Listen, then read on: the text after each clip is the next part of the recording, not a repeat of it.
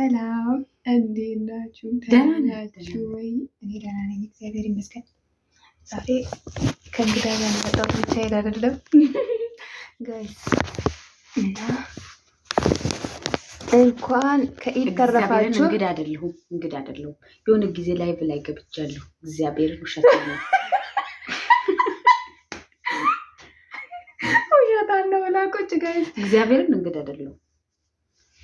የሆነ ጊዜ ላይቭ ገብቻለሁ። እንደው የሚያውቃለ ታውቁታላችሁ።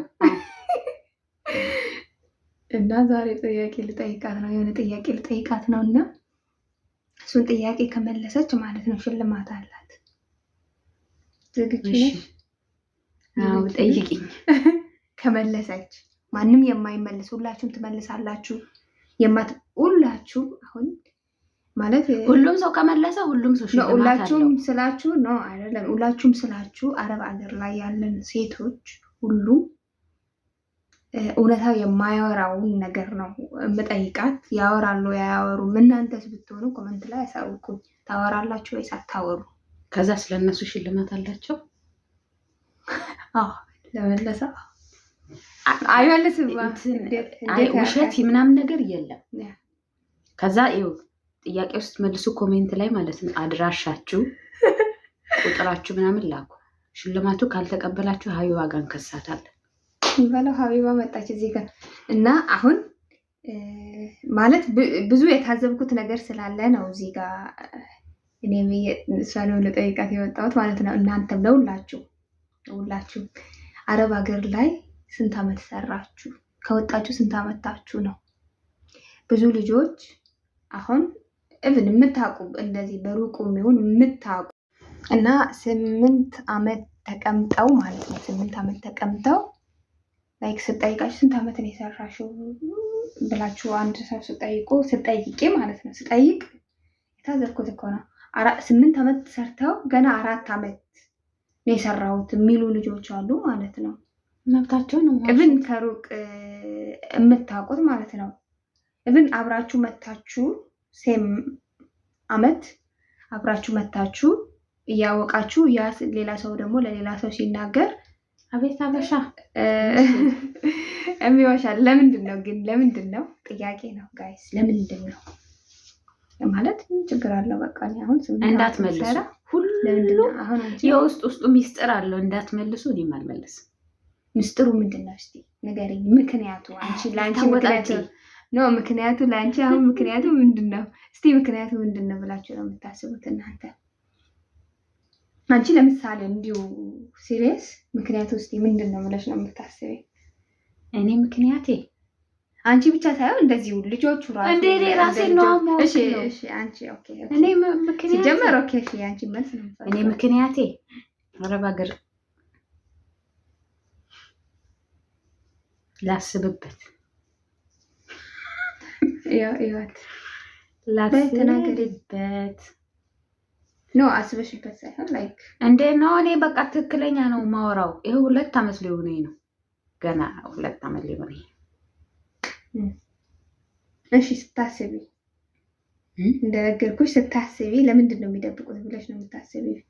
ልጆች እንደ አንቺ ቆይ ምን አስመረመረሽ? ያንቺ ማስመርመር ንገሪኝ። ጥያቄ እኮ ነው ላይ ገርሞኝ ነው እንጂ ገርሞኝ ስለገረመኝ እኮ ነው ይሄ ነገር። የውስጣቸው ሚስጥር ሊኖራቸው ይችላል። ሚስጥር ሊኖራቸው ይችላል እንዴ? ኦኬ ሰው ኦኬ የራሱ ሚስጥር አለው ብለሻል። እና ይሄ ሚስጥሩ ለምሳሌ ላይክ ምን ማለት አመቱን ለመናገር የሚከብደው ነገር ምን ሲሆን ነው? እስቲ አንቺ ምን ሲሆን ነው ብለሽ ነው የምታስቢው? እንዴ በቃ የራሱ ሰው ሁሉም የራሱ ሚስጥር አለው። ስለዚህ የራሳቸው ሚስጥር ነው። የማይናገሩበት ምክንያት ሊኖራቸው ይችላል። ግዴታ ደግሞ አሁን እዚህ ጋር እንደዚህ ምክንያቴ ይሄ ስለሆነ ነው ብለሽ አትይም። ገባሽ? አትናገሪም 100% ግን ላይክ ለምሳሌ ነው ምንድን ነው የሚገድበው? ይሄንን ምሳሌማ ከነገርኩሽ ወደ መልሱ ገባን ማለት ነው እኮ። መልስ እኮ ነው ኦኬ። ያኔ መልስ ተገኘ ማለት እሱ አይደል ይፈልጋል እንዴ? በቃ ለሌላው ሌላ ጥያቄ ጠይቄ ነው ላይክ እድሜ ማለት ነው። ሴቶች እድሜ ስንጠይቅ የባሰ መጠቅ ኤግዛክትሊ አልመልስም። ይሄ ማለት የሴቶች ጉዳይ ነው እኮ እኔ ጠይቅ አይደለም እንደዛ አደረግሽው ነው በይ። እሺ አሁን ለሚመጡት ማለት ነው አሁን ለሚመጡ ልጆች ስህተት እንዳይሰሩ አሁን እኛ አረብ ሀገር ላይ መተን እኛ የሰራነው ስህተት እንዳይሰሩ እስቲ ምን አይነት ስህተት እንዳይሰሩ ነው የምትመክሪው?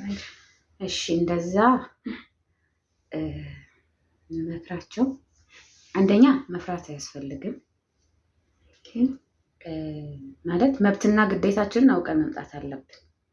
ይሄ ማለት ከአረቦቹ ጋር እኛ የሚሰጠን ምን አይነት ግዴታ አለ፣ እነሱ ደግሞ እኛ ላይ ምን አይነት ግዴታ አለባቸው፣ ምን አይነት መብት እኛን የሚጠይቁት ምን አይነት መብት አላቸው፣ እኛም ደግሞ እነሱ የምንጠይቀው ምን አይነት መብት አለን።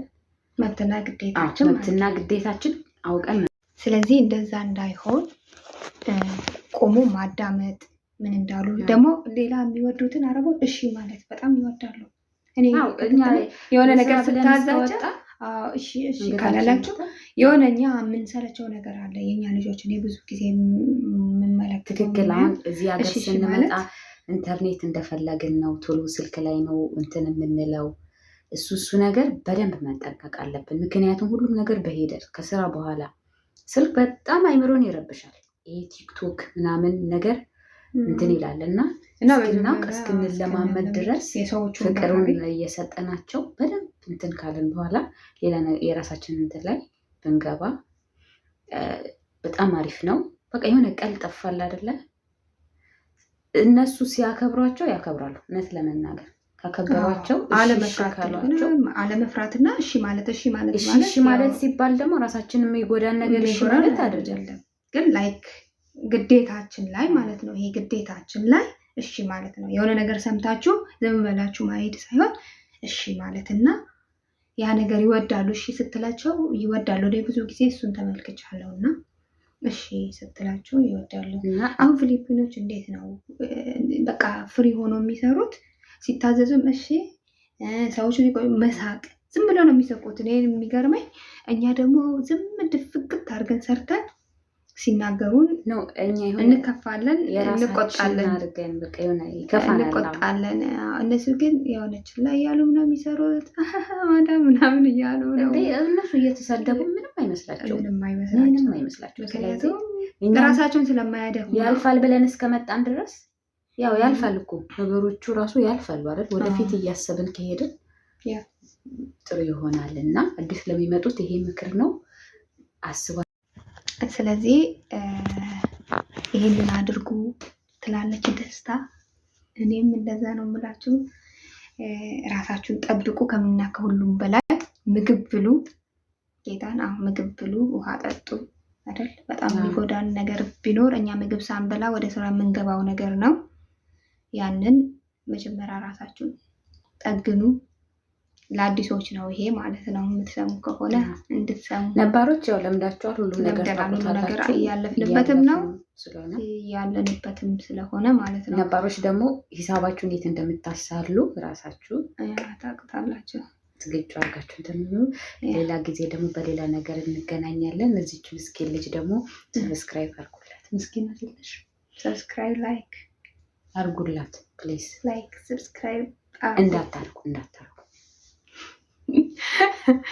በቦክስ ልበላት።